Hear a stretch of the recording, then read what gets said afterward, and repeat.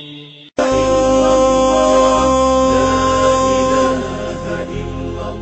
الحديث عن الكلمة الطيبة التي أصلها ثابت وفرعها في السماء. هي أخف الكلمات نطقا وأخف الكلمات كتابة، وهي أثقل كلمة في الميزان. من أجلها خلق الله السماوات والأرض. أفضل ذكر نذكر به ربنا، أفضل كلمة ندعو بها إلهنا، نلجأ بها إليه، نستمطر بها رحمات ربنا، نسترضي بها خالقنا. أتعلمون ما هذه الكلمة؟ لا إله إلا الله. لا إله إلا الله. لا إله إلا الله.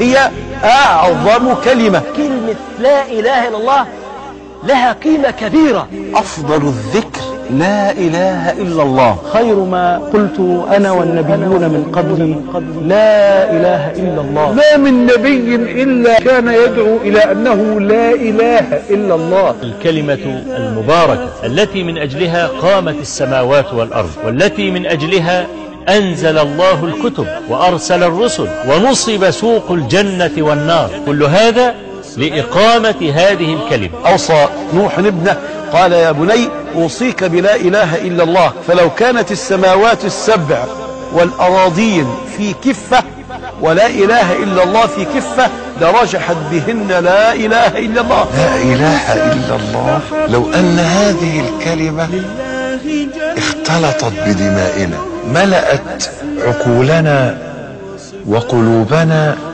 وأسماعنا وأبصارنا وأفئدتنا وألسنتنا، هذه الكلمة تبدد الغفلة، بل بتحرم جسمك على النار. يقول النبي صلى الله عليه وسلم: يا معاذ، ما من عبد يشهد أن لا إله إلا الله وأن محمدا رسول الله إلا حرمه الله على النار. طيب انت عرفت معنى لا إله إلا الله؟ لا معبود في الكون بحق إلا الله. هذا هو التوحيد، لابد أن تتعلمه. فاعلم أنه لا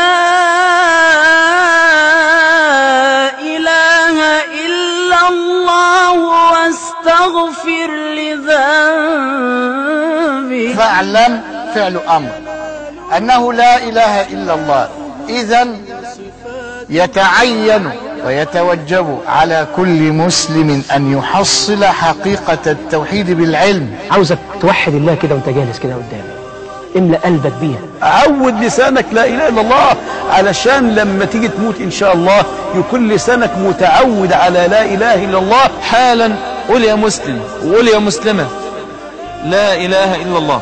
قلنا لا إله إلا الله قربنا للجنة. وقال صلى الله عليه وسلم: من كان آخر كلامه لا إله إلا الله دخل الجنة. ربنا يثبتنا وإياكم يا رب العالمين، ويجعلنا ممن يموتون على نعمة التوحيد وعلى لا إله إلا الله. قولوا أمين. فمن أحب أن يزحزح عن النار ويدخل الجنة فلتأته منيته وهو يشهد لا إله إلا الله وأن محمدا رسول الله.